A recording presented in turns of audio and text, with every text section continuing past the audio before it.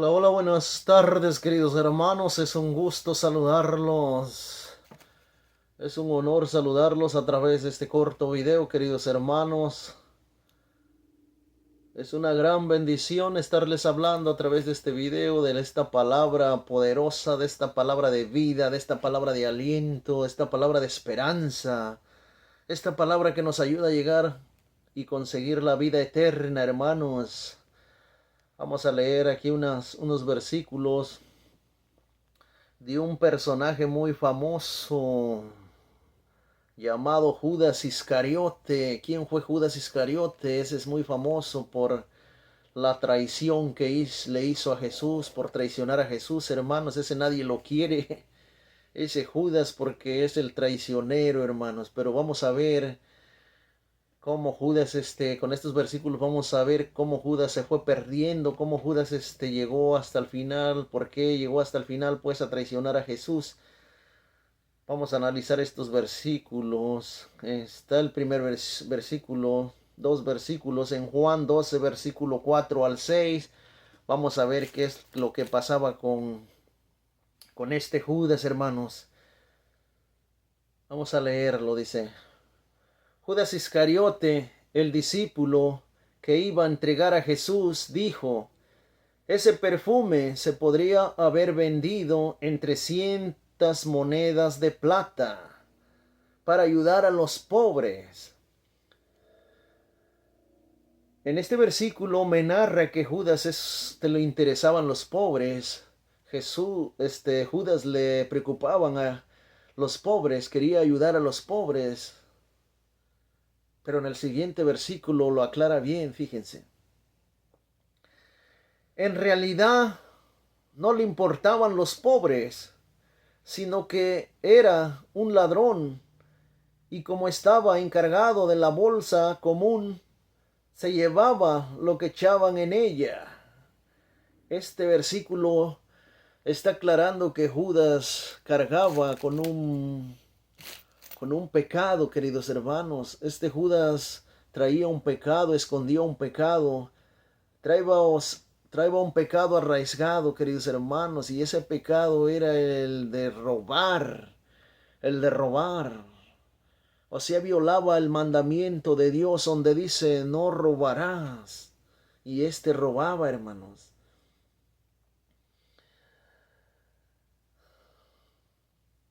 Y por esta razón, siguió caminando él así con Jesús y andaba con Jesús, predicaba con Jesús, evangelizaba, pues, era un discípulo de Jesús, pero caminaba con un pecado, escondía un pecado, hermanos, y por esa razón, porque él escondía su pecado, el demonio sembró una mala semilla en él, hermanos. Fíjense, lo dice en Juan 13, versículo 2. Fíjense, qué semilla había sembrado el demonio en el corazón de Judas. Juan 13, versículo 2 dice: estaban comiendo la cena y el diablo ya había depositado en el corazón de Judas Iscariote, hijo de Simón, el propósito de entregarle. Fíjense como cuando uno va caminando dentro del camino de Dios, dentro de la iglesia, y escondes tus pecados, el diablo puede sembrar una mala semilla como esta, que al final vamos a venir traicionando a Jesús, vamos a venir entregándolo, hermanos, aunque estemos ahí sirviéndole, aunque estemos ahí en la iglesia del diario, pero si escondemos un pecado o estamos practicando un pecado y que no queremos dejarlo, así nos va a venir pasando como este personaje. Entonces el diablo va a sembrar en nuestro corazón el propósito de entregar a Jesús, de traicionar a Jesús, como este personaje lo hizo, hermanos. Más adelante, fíjense por qué al final lo vino entregando. Jesús les anunció ya al final de su vida que uno de ellos lo iba a traicionar. Imagínense cómo hayan sentido los discípulos, quién se hayan visto unos a los otros, empezaron a preguntar: ¿quién es, Señor?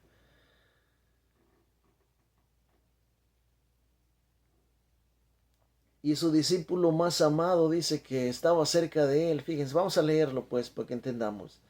Dice Juan 13, versículo 25 al 27, dice, Jesús les dijo que uno de ellos lo iba a traicionar. Entonces se volteó el discípulo amado y le preguntó, dice, se volvió hacia Jesús y le preguntó, Señor, ¿quién es? Jesús le contestó, voy a mojar un pedazo de pan en el plato, a quien al cual se lo dé, ese es. Jesús mojó un pedazo de pan y se lo dio a Judas Iscariote, hijo de Simón. Oigan esto. Apenas Judas tomó el pedazo de pan, Satanás entró en él. Entonces Jesús le dijo, lo que vas a hacer, hazlo pronto. Ven, queridos hermanos, que es muy peligroso, queridos hermanos, conocer de la palabra de Dios o conocer del Evangelio, o cuando ya tuvimos ese encuentro con el Señor personal, o cuando ya conocemos pues de Dios, en pocas palabras, para no decirles muchas cosas, hermanos. Cuando ya conocemos de Dios y nosotros ocultamos estos pecados, nosotros pensamos que porque le estamos sirviendo a Dios, Él nos va a perdonar allá estos pecados, este adulterio. No, hermanos, la palabra de Dios, que el adulterio dice que nos puede llevar a la muerte. O sea, el pecado, el adulterio, son pecados grandes, pecados mortales, hermanos, y esos pecados te pueden condenar, hermanos. Hay unos pecados que son graves, son ofensas grandes hacia Dios. Por eso Dios nos está previniendo a través de su palabra, hermanos, que no cometamos este tipo de pecados, hermanos. Para que no nos vaya a pasar como este personaje, Judas Iscariote, hermanos. Y ahorita en este momento tú estás practicando el pecado de, qué sé yo, de pecado de odio, pecado de envidia, pecado de orgullo, de soberbia. Si tú fuiste a los brujos, si tú practicaste hechicería, le hiciste algo a alguien, es hora de arrepentirte, queridos hermanos. Si tú tienes envidia a los demás, si tú lo ofendiste, hermanos, es tiempo de que reflexiones. Es tiempo de que tú vuelvas a Dios y le pidas perdón.